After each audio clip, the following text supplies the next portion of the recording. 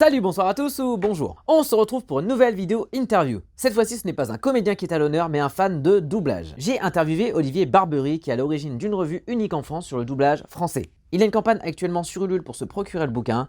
N'hésitez pas à vous plonger dedans si vous êtes voxophile, fan de doublage ou juste curieux. Des prochains numéros avec d'autres comédiens sont également prévus. Merci Olivier pour son accueil et sa bienveillance, et place à l'interview. Alors salut Olivier, comment vas-tu? Très bien. Merci de nous accueillir chez toi. Déjà que je vois cette collection là, j'en suis un peu jaloux, je t'avoue. Écoute, c'est avec plaisir que je te reçois. Déjà, la première question que je voulais te demander, c'est quoi en fait Synchro? Parce que donc ta revue s'appelle Synchro, Oui. qu'est-ce que c'est?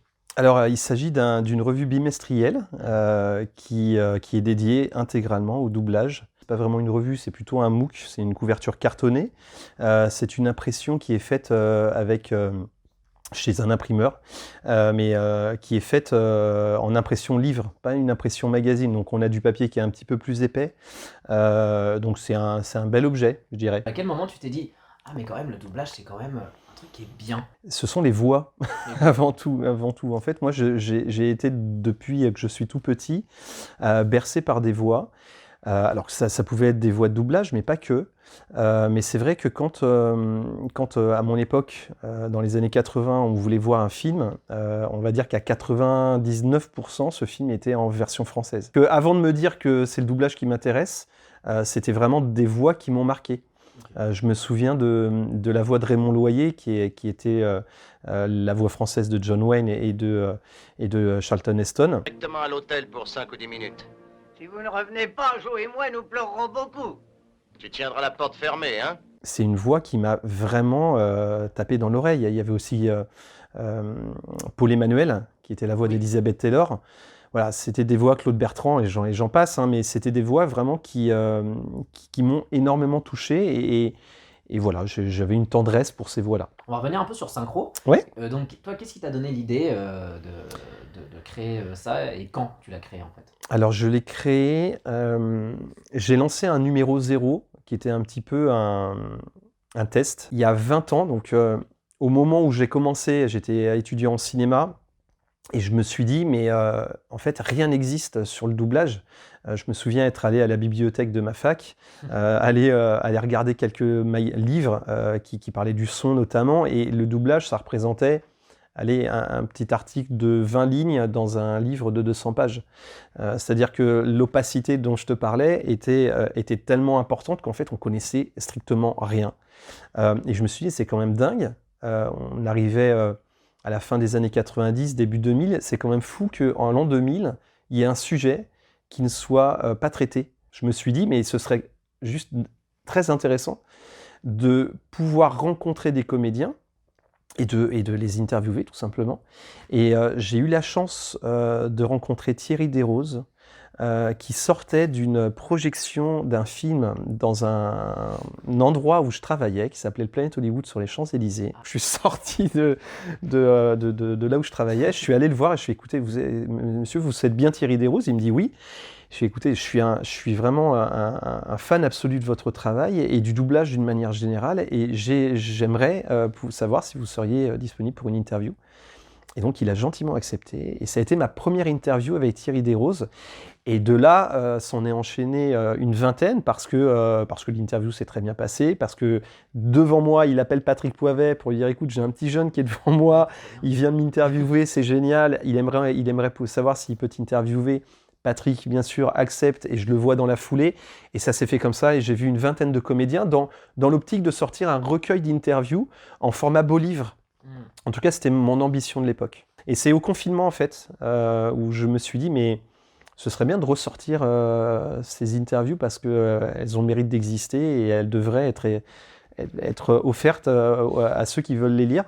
Et donc, en ressortant ces interviews, je me suis dit, mais en fait, finalement, c'est pas un livre que j'aimerais faire, mais une revue périodique, parce qu'il y a trop de choses à dire sur le doublage. Je pense que les comédiens qui font du doublage se rendent compte aujourd'hui que c'est pas une honte de faire du doublage. Avant, peut-être qu'ils le cachaient ou alors ils se disaient oui, ce n'est que du doublage. C'est vrai que j'ai eu l'occasion de discuter avec Luc Hamet qui me disait que C'est en 2015 lorsqu'ils ont fêté les 30 ans du film. Et c'est là qu'il s'est rendu compte vraiment de l'impact qu'avaient les versions françaises sur les gens. Et bien en fait, il se rend compte aujourd'hui qu'il a marqué les gens et qu'il fait partie de la vie des gens finalement. J'ai l'impression que c'est très générationnel. C'est vrai que peut-être les générations d'aujourd'hui, ils auront peut-être moins cette attache qu'ils ont avec le badge. Il y en a, mais ils auront peut-être moins cette attache. Je suis pas certain. Je pense que tu as raison de dire que c'est générationnel. Je pense que ma génération est attachée à certains films, à certaines versions françaises, à certaines voix. Ta génération peut-être à d'autres voix, et la génération d'aujourd'hui sera attachée à d'autres voix et d'autres métrages. J'en avais déjà posé des questions à quelques comédiens. Est-ce que tu penses qu'aujourd'hui le doublage il est moins bon, ou est-ce qu'il est fait beaucoup plus rapidement, c'est fait différemment? Est-ce que pour toi vraiment t'as tout... Enfin, pour toi ça n'a pas changé? Alors effectivement, avant ils avaient plus de temps. C'est-à-dire que quand ils avaient un gros film 35 mm à doubler, ils pouvaient avoir entre 2 et 3 semaines pour le doubler. Et forcément, plus on a de temps, plus on peut peaufiner la chose, plus on peut améliorer, on prend son temps. Ce qui n'empêche pas qu'aujourd'hui, malgré que le temps soit de moins en moins important, bon, déjà la technique a permis d'accélérer, on va pas se le cacher. Avant, quand c'était en bobine, qui devait rembobiner à chaque boucle, c'était très long. Donc il y a ça aussi qui a compressé le temps. Mais surtout, on a des comédiens qui sont extrêmement bons, et qui arrivent très rapidement à rentrer dans l'état et dans l'intention du rôle. Et ça, c'est juste incroyable. Je trouve que c'est assez bluffant et le travail qui est fait est juste impressionnant. Et tu sais quoi, je suis allé sur un groupe du Seigneur des Anneaux, j'ai lancé un sondage, qui regarde en VF, qui regarde en VO. Figure-toi que 82%, et j'ai eu beaucoup de réponses, j'ai eu 1500 réponses, 82% des gens regardent le film en VF. Contre 18. Et finalement, je pense que c'est à peu près ça le ratio. Je suis pas sûr qu'il y ait plus de 25% des gens qui regardent en VO. Je suis pas certain de ça. Et pourtant, on va dire, est-ce que tu pourrais me citer 5 films vraiment où la VF est vraiment juste magnifique? C'est très très dur parce que il y en a tellement. Bon, déjà, je vais dire Retour vers le futur. C'est pour moi le maître étalon en termes de doublage, dans le sens où il fait quasiment l'unanimité. Pour le contre-argument, la VO c'est mieux. Ah bah Retour vers le futur, tu le regardes en quoi? Bah en VF. C'est très dur ce que tu me demandes. Ouais, c'est très dur. Les Dents de la Mer. Premier doublage. Premier doublage, bien sûr, un doublage d'époque, qui avait été dirigé par Jacques Thébault. Qu'est-ce que c'est que cet attirail? Une douche portative ou une cage à singe? C'est une cage anti-requin. Une cage anti-requin. Et vous entrerez dans la cage? C'est un doublage qui est intouchable, et ils l'ont touché malheureusement, donc ils ont redoublé le film, je crois que c'était en 2003, mais je peux me tromper. Ils ont voulu refaire des doublages en disant ouais, il faut le 5 points, honnêtement le 5 points, on s'en fout sur les Dents de la Mer, on veut le doublage en mono d'époque, moi ça me pose pas de problème. Et effectivement ils ont fait cette erreur-là, mais erreur qu'ils ont corrigée parce que ils le remettent maintenant, le doublage d'époque. Ça c'est Universal, et ça c'est très cool qu'Universal font ça, parce que Warner, c'est impossible d'avoir les doublages d'origine. Mais complètement, mais tu sais qu'Amadeus s'est passé sur Arte il y a 3-4 semaines, et c'était la VF d'origine. Parce que c'était la version cinéma. Et il y a eu ça aussi sur un film avec Sean Connery, un film au tout début de sa carrière, donc avant qu'il devienne James Bond, où Jean-Claude Michel, qui était sa voix habituelle, l'avait redoublé et ça ne matchait pas. Et en fait, un redoublage, il ne faut pas le faire. S'il n'a pas été fait, tant pis.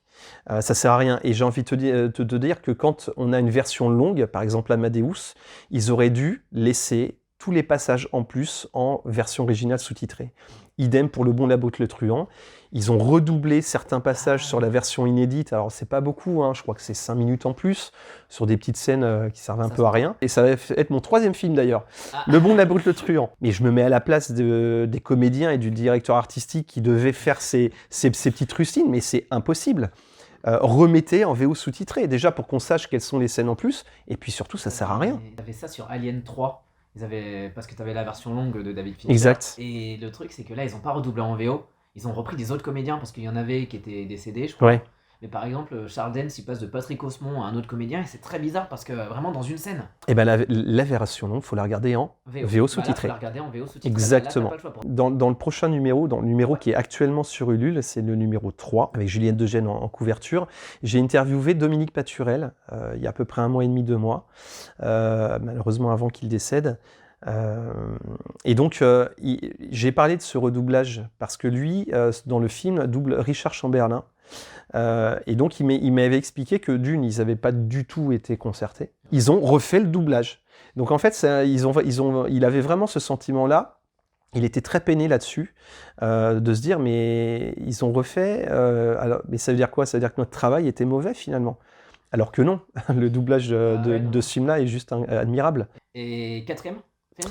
Alors, quatrième film, moi je dirais Né un 4 juillet, parce que déjà pour choisir un film avec Patrick Poivet, c'est à voir en VF, parce que le travail à la fois de Patrick Poivet et de tous les comédiens, mais surtout Patrick Poivet, parce que son rôle est extrêmement exigeant, et aussi Dominique Collignon-Morin qui fait Willem Dafoe, oui. Le travail est juste hallucinant. C'est incroyable. Moi, il me met la chair de poule à chaque fois. Il y a une scène notamment où Tom Cruise rentre d'une soirée et il a un peu trop bu et en fait il se prend la tête avec ses parents, avec sa mère notamment. Et c'est une scène qui est hyper poignante, mais le travail de Patrick Poivet dessus est juste incroyable, mais vraiment incroyable. Ils vont appeler la police cette fois-ci. On est allé au Vietnam combattre le communisme. On a tué des femmes et des enfants. Mais vous ne tirez pas sur les femmes et les enfants, qu'est-ce que tu racontes? L'Église a béni la guerre, le communisme signifiait le mal.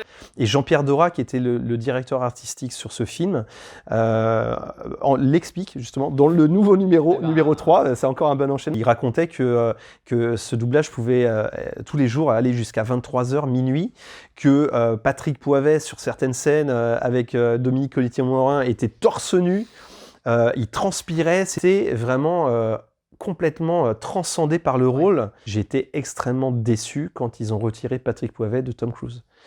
C'est Yvan Attal qui l'a remplacé sur 3 films, je crois. Patrick est revenu pour Magnolia. Quand j'entendais Patrick Poivet sur Tom Cruise, je n'entendais pas Patrick Poivet sur Bruce Willis. C'était vraiment 2 choses complètement différentes, un petit peu comme quand on entend Darbois sur Richard Gere et qu'on l'entend sur Harrison Ford. C'est pas du tout la même façon, ils jouent pas de la même manière. Pourquoi? Parce que, et je pense que c'est la marque des grands, ils arrivent vraiment à coller au personnage, mais ils le font même pas exprès, hein, c'est naturel. C'est en regardant l'original qu'ils font ça. Terminator, je l'ai vu, j'étais petit et j'ai jamais remarqué que c'était Patrick Poivet. Même aujourd'hui, je me dis, c'est pas possible. Non, mais il y a un travail, en fait.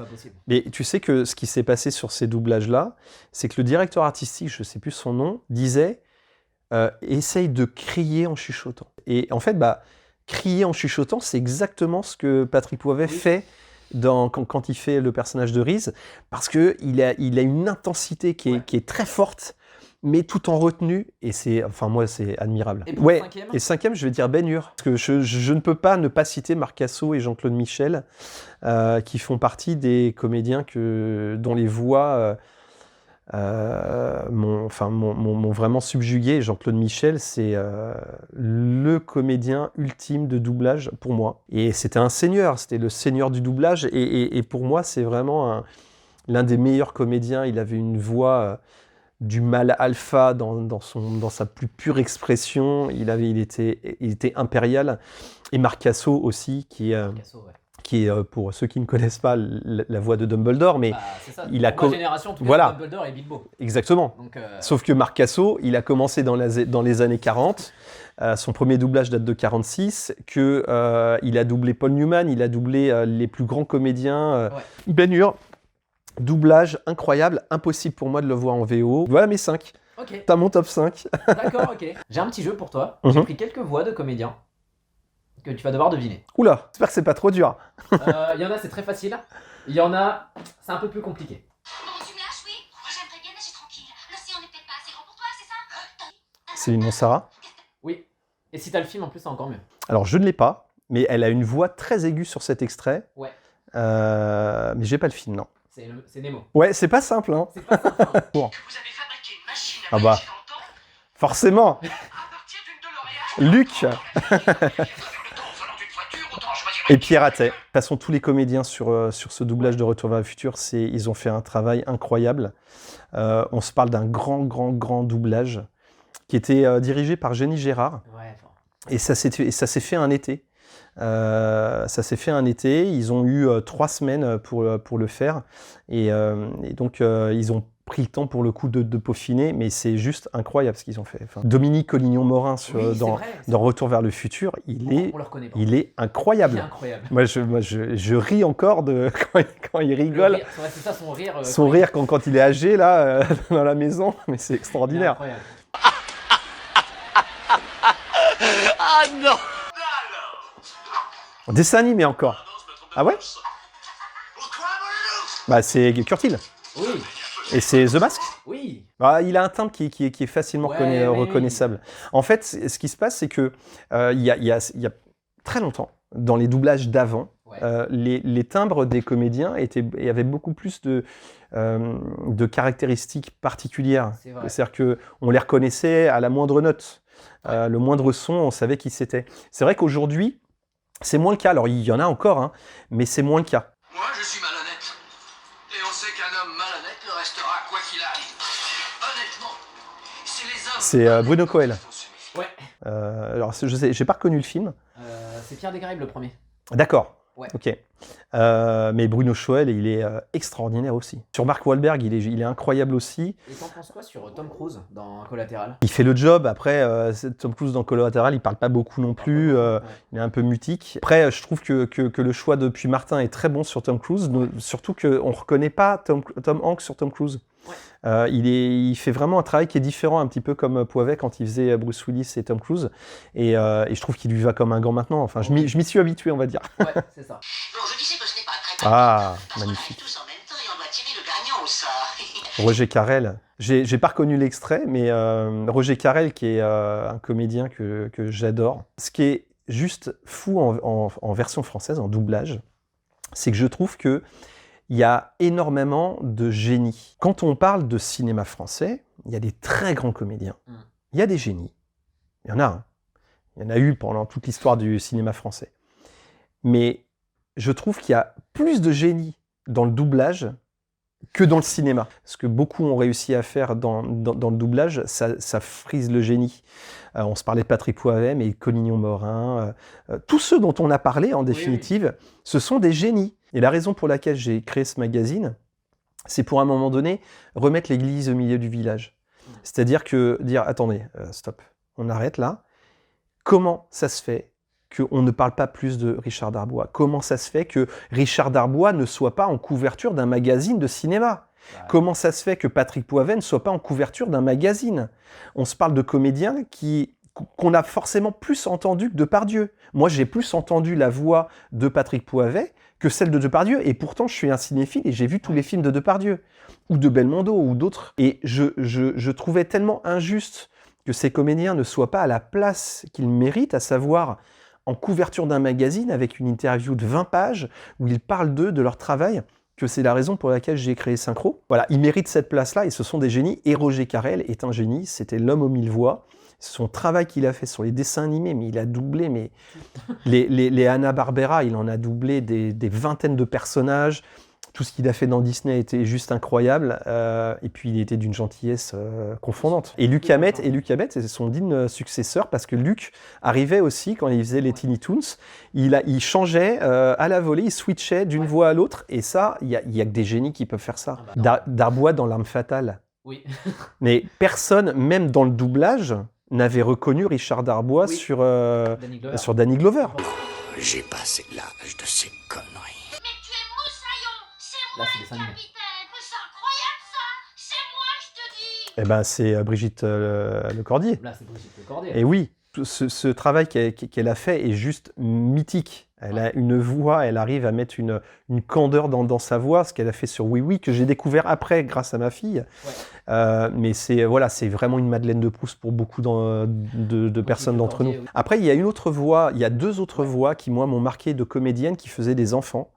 C'est Jackie Berger, qui a bercé mon enfance parce que je suis... C'est les Cités d'Or. Les Cités d'Or, voilà. Le premier truc, j'étais gamin, hein, donc j'ai découvert les Cités d'Or avec Jackie Berger et c'est le travail qu'elle fait est juste formidable. Et aussi Francette Vernilla, qui était la voix de Tom Sawyer dans la série animée. Ce sont des comédiennes qui arrivaient à faire un travail incroyable sur des rôles d'enfants. Et Jackie Berger, avait en plus cette qualité de pouvoir... elle a doublé des jeunes enfants dans des rôles très durs, très difficiles, notamment Le Champion. Il y a une scène qui, moi, me tire les larmes à chaque fois, donc je te le conseille, c'est un très bon film. Et donc c'est une scène où en fait son père qui est boxeur à ce jeune enfant joue un match et meurt pendant le match. Et à la fin donc il voit son père sur le lit. Alors j'ai peut-être un peu spoilé, j'aurais peut-être pas dû, mais il y a une scène qui dure bien 3 minutes où il pleure, il appelle son père, il pleure. Mais Jackie Berger sur ce rôle-là, c'est juste mais incroyable. Mais moi je pleure à chaque fois. Commandant en chef des armées du Nord, général des légions Félix. Ah bah Fidèle serviteur du vrai empereur. Marc Alphos dans Gladiator. Oui, Gladiator, je ne peux que le voir en VF. On parlait de Bruno Choel tout à l'heure, ce qu'il fait sur Joaquin Phoenix. Commode, c'est incroyable. Mais oui. Et il y avait Marc Cassot. Et il y avait Marc Cassot, toujours, voilà. Marc Cassot, et d'ailleurs, c'est ce qu'il avait fait sur Gladiator qui lui a ouvert les portes de Dumbledore. Mais il l'avait doublé il y a très longtemps, Richard Harris, et en fait, ils l'ont rappelé pour Gladiator, et juste après, on se parle de Gladiator 2000, Harry Potter 2001, donc juste après, il y a le doublage de Harry Potter, et forcément, les directeurs artistiques avaient Marc Cassot en tête parce qu'il venait de faire Gladiator. Tu sais que pour Harry Potter, on a quand même de la chance en France. Ouais, parce qu'on aurait pu changer de voix. Parce que, voilà, mine de rien, les Américains ont eu un acteur qui a changé pour le rôle de Dumbledore, mais même si nous, le rôle a changé, on a gardé la même voix. Donc, il y a une certaine continuité qu'on a eue. Et que les anglo-saxons n'ont pas eu. C'est ça, quand t'entends Michael Gambon sur Harry Potter 3, que j'ai découvert la dernière fois, vraiment en VO Harry Potter 3, je me suis dit, ah d'accord, donc c'est comme ça... La voix de Dumbledore, je pensais pas du tout à cette voix-là. Ah bah Jean-Claude Michel. Pour ça, quand tu m'as dit Jean-Claude Michel tout à l'heure, je me suis dit, bon bah j'ai mis Jean-Claude Michel. Jean-Claude Michel, mon Dieu. Moi, je ne l'ai pas rencontré. En revanche, j'avais rencontré Paul Emmanuel, qui était sa femme. Je l'ai vu une première fois où je l'ai interviewé, elle, pour sa carrière. Puis ensuite, je lui ai demandé, écoutez Paul, est-ce que vous accepteriez que je vous revoie pour que vous me parliez de votre mari ? Et donc, elle a gentiment accepté, et je l'ai revu une autre fois pour qu'elle me parle de Jean-Claude Michel. Et je pense, parce que encore une fois, c'est un comédien, il fait partie de mon top 5, je pense que je vais faire un article hommage à Jean-Claude Michel dans un prochain numéro, où je mettrai cette interview de Paul Emmanuel et je ferai vraiment un article hommage, parce que c'est un comédien qui a tellement apporté au doublage que c'est obligatoire.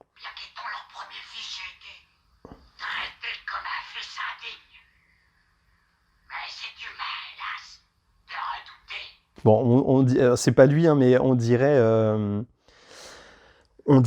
Yoda, mais c'est pas Yoda. Je reconnais pas.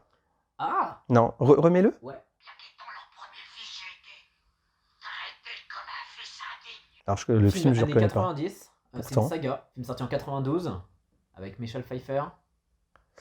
Les Sorcières d'Eastwick ? Non. C'était avant, c'est en 87. Ouais, c'est 87. Donc avec 92. Ah, Beetlejuice. Avec Danny DeVito. Ah oui, donc Batman le défi, d'accord. Oh, mais moi, je ne l'ai pas vu depuis belle lurette, Batman le défi. Avec Philippe Pétieux dessus. Oui. Ah oui. Et c'est son plus beau souvenir d'ailleurs, Philippe Pétieux. Le travail qu'il a fait dessus, c'est son plus beau souvenir. C'est incroyable. Mais il faut que je le revoie ce film. Et tu vois, Philippe Pétieux, je ne l'aurais pas reconnu. Ouais. Donc pas de... Non. Okay. Et son travail. Mais par contre, Philippe, que j'ai rencontré au festival Voix d'étoiles, et avec qui j'ai beaucoup discuté de doublage parce que, comme toi et moi, Philippe Pétieux est un grand fan des voix. Et il a été bercé, lui, pour le coup, de tous les doublages des années 50, 60. Et on a beaucoup parlé de comédiens des années 50-60. Et c'est un vrai passionné du doublage de cette époque-là. Là, pour le coup, c'est pas du tout sa voix. C'est une vraie composition. Là, c'est une composition, parce que même Danny, ce qu'il fait, c'est très bon. Mais Philippe Pétieux, ce qu'il fait sur Batman le défi, c'est incroyable. Mais tu me donnes envie de le revoir, donc je vais le revoir. En plus, ils sont sortis en 4K Batman, donc... Allez. Vous ne servez plus de petit déjeuner, Eric. Sheila vient de me dire que vous ne serviez plus de petit déjeuner. Pourquoi je vous appelle par vos prénoms ? Ah bah c'est Flursheim. Pour le coup, Flursheim était extraordinaire sur Michael Douglas. Ouais. Je le trouvais incroyable. Je crois que je regarde incroyable. Michael Douglas en en anglais. Ce qu'il a pu faire aussi sur Pierre Descaries avec Barbossa, sur Bien sûr. Ça, moi, c'est plus là, j'ai grandi avec ça parce Bien que sûr. j'avais vu au cinéma et. Et par contre, dans Les Dents de la Mer, quand il redouble, c'est- et même dans La Tour Infernale, il fait du bon boulot, hein. Mais ça va pas. Ouais, bah oui, c'est. Mais on en a parlé, on sait pourquoi. On sait pourquoi, c'est ça. Je me demande s'il ne courberait pas. Ah bah, Dominique Collignon-Morin. Ouais. Est-ce que t'as le film là? C'est pas Mille et une pattes? Non. Mais Alors plutôt la c'est, période. alors c'est peut-être le film, le Disney là. Pareil, j'étais assez âgé Ouais. déjà à l'époque. Hein. Et hein, c'est dur avec moi. Hein. Non, c'est celui zut avec les dieux là. Ouais, c'est ça, Hercule. Hercule, voilà. C'est ça, ouais. Dans les rôles de méchants comme ça, dans Mille et une pattes, il Dans est Mille et une pattes, incroyable. Il est très bon, et même dans Hercule, ce qu'il fait, parce qu'il passe vraiment du personnage très calme à tout d'un coup énervé, après très calme. C'est ça. Enfin, Dès que tu as un rôle Oui, un oui, petit non, mais peu de bizarre, Dominique, C'est tu peux le faire? Ouais. Bah, Et tu sais que tous les retours que j'ai des comédiens que j'ai interviewés, Dominique Collignon-Morin, pour eux, c'est un véritable génie. Et c'en est un autre, moi, c'en est un autre. Mais apparemment, c'était juste fou. C'est un mec qui a un talent, mais dingue. Richard Darbois, pas Richard, pardon, Jacques Frantz en parle dans son interview dans le numéro 1 du magazine, où voilà, il a eu la chance de le diriger. Sur un film avec Nicolas Cage, et il disait non mais c'est un véritable génie quoi. Non, Ce c'est qu'il vrai. fait, c'est fou. Moi, je m'en fous de pas. Maïk. C'est marrant. Ah, tu vois, 2 secondes. Maïk. Alors il faut savoir que c'est la marraine de la revue. Lorsque j'ai voulu sortir le numéro 0, Maïk était la seule comédienne qui était encore en vie de ce numéro. Je lui envoie l'interview en lui disant voilà je fais une revue et en lui expliquant, et là elle m'appelle et bref elle me dit écoutez Olivier, on va se tutoyer direct. Écoute Olivier, je voulais te remercier de faire ça pour Patrick parce que je lui avais envoyé une photo de la couverture. Elle fait mais ce que tu fais ça n'a pas de prix, merci beaucoup, parce qu'elle était très attachée à Patrick Poivet. Donc Maïk, je reste souvent en contact avec elle et c'est vraiment une très très belle personne. En plus d'être une comédienne géniale, incroyable, c'est une personne qui m'est vraiment chère parce que elle est très humaine, elle est très très très gentille, très ouverte et je l'adore. Non, c'est vrai. Voilà, Bah, c'est Maïk, si tu regardes cette vidéo, je t'adore. Alors, Est-ce que j'aurais droit? Oui, normal, moi. Ah, Patrick. On est tellement bien dans une putain de combinaison. Bah ouais. ça, Ah bah, c'est- cette réplique-là, Eh oui. elle est géniale. On est tellement bien dans une putain de considération. C'est génial, hein, vraiment. La Alors, façon dont ouais. il le fait, c'est Mais oui. incroyable. Alors, c'est pas tous les rôles de Bruce Willis parce que Bruce Willis, sur la fin de sa carrière, est devenu un peu plus, on va dire, sérieux. Ouais. Et effectivement, Patrick, quand il doublait un Bruce Willis sérieux, il était très sérieux dans la voix. Mais dans les rôles un peu déjantés, de mecs un peu roublards, qu'on n'a rien à secouer, les mecs, enfin voilà, il le faisait parfaitement et ce rôle est admirable. Il y a une réplique aussi dans le premier Die Hard qui, moi, me fait mourir de rire aussi. C'est une réplique où il dit putain, sur 3 millions de terroristes, je tombe sur celui qui a les pieds plus petits que ma sœur. Oui. Et ça, mais c'est juste... et la façon dont il le dit, c'est Oui. ça qui est drôle. En termes de synchronisme, il était juste parfait, Oui. Patrick Poivet. Il y a une scène qui est incroyable où Bruce Willis marche sur des bouts de verre et puis à un moment donné, il parle. Oui, Il parle Oui. aux flics. Et il y a une scène assez émouvante où il parle de sa femme, tu lui diras. Et en fait, regardez bien cette scène, remettez le film, regardez cette scène, le synchronisme de la bouche est parfait. Ouais. Il en reste encore 2. Oula! Non, vous bougez pas, il n'y a aucun trône. Il n'y a aucune version de l'histoire où vous remportez le trophée. C'est Iron Man, Ouais, c'est c'est ça. Gabet. Bah oui, Gabet. Encore un comédien incroyable qui a, pour le coup, il transcende le rôle, même plus que le rôle, il transcende l'acteur Robert Downey Jr. Et quand il passe d'un comédien à un autre, c'est plus du tout la même chose. C'est-à-dire quand il fait Robert Downey Jr., il a vraiment une façon de le faire qui est vraiment typique à l'acteur, en fait. Et je pense que ça, c'est aussi parce qu'ils regardent l'original et que finalement, ils font en sorte que de coller au mieux. Et le dernier. Oula. Ah bah non, c'est bon en fait. Ok. Bon, ok, Bernard Gabet, c'est le dernier. Qu'est-ce qu'on va dire, tu pourrais dire en peu de mots, on va dire, tu sais, pour vraiment expliquer vraiment la revue, pour dire voilà les gens, pour qui vraiment ils se. Bah écoutez, Si vous aimez le doublage, cette revue, elle est faite pour vous. Elle est faite pour les comédiens qui le pratiquent. Elle est faite également pour les techniciens, parce que c'est une revue qui ne s'intéresse pas que aux comédiens. J'ai interviewé des directeurs artistiques. J'ai également interviewé un adaptateur qui aura son interview dans un futur numéro. En fait, ce magazine, il est fait pour qu'on comprenne vraiment tout du doublage. Mon ambition, en fait, c'est que si on a tous les numéros du magazine, et s'il y en a beaucoup, ce sera vraiment une encyclopédie du doublage. Il faut savoir qu'une interview, c'est une vingtaine de pages, donc je ne coupe pas. Il faut savoir que c'est des interviews qui durent entre 1h30 et le maximum que j'ai fait, c'est 3h30. Donc c'est des interviews qui sont vraiment longues, qui prennent leur temps. C'est un magazine qui est collector, qui est numéroté à la main. C'est un magazine qui se collectionne, c'est un magazine qui se range. Donc le numéro 0 avec Patrick Poivet. Ça, c'est le numéro 1 avec Emmanuel Carsen en couverture. Il y a Jacques Frantz également. Et le numéro 2, c'est Jean-Marc Pantier qui est en couverture. Il y a une interview de Roger Carrel et Xavier Béja, ainsi qu'un article sur un doublage d'un dessin animé qui a eu le prix de la voix féminine au festival Voix d'étoiles et qui est un dessin animé que je recommande, c'est Le Peuple Loup. Et il y a également des petites fiches. Pour terminer, c'est des petites fiches doublage. Donc là, il y a Les Dents de la Mer. On va voir celui sur Patrick Poivet que j'ai lu et que j'ai eu l'occasion de prendre. Franchement, non, je le conseille à 400%. Franchement, je le conseille. Je te remercie beaucoup. Je mettrai ça dans tous les cas, tous les liens en description. C'est sur Ulule, en ce moment il y a la campagne, donc franchement n'hésitez pas d'aller voir et même de prendre ces magazines-là. Franchement, ça vaut vraiment le coup. Merci en tout beaucoup. cas, Olivier, merci. Merci à toi. Merci à toi pour cet accueil. En tout cas, bon courage pour tout. Il en la faut, suite. il en faut. Et puis, si tu as un dernier mot. Non, bah écoutez, je suis ravi d'avoir été dans ton émission et bah, écoutez, j'espère à très bientôt. Voilà. Donc, on se retrouve très vite, soit pour une prochaine interview, soit pour une prochaine vidéo. Je ne sais pas, on verra bien. Et puis, en tout cas, je vous dis à très vite. Bye. Voilà, cette vidéo est finie et j'espère qu'elle vous a plu. Je remercie encore Olivier Barbery, franchement, pour son accueil. Sa collection est juste énorme, j'en suis tellement jaloux.